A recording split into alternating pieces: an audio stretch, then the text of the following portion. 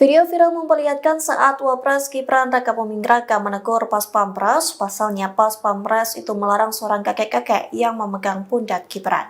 Momen itu diunggah akun TikTok @m.pahrunajats pada Minggu 23 Februari. Terlihat Gibran sedang berbincang dengan seorang kakek di puskesmas.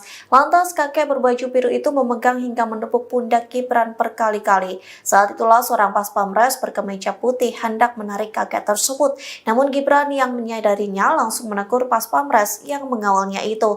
Mantan wali kota Solo itu langsung menyingkirkan tangan Pas Pampres yang memegang sang kakek.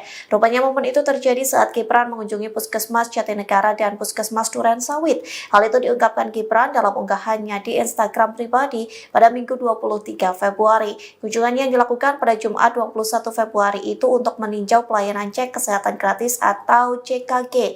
Dalam kunjungan itu, Gibran berharap sosialisasi program cek kesehatan gratis dapat terus digaungkan oleh seluruh fasilitas kesehatan di tanah air.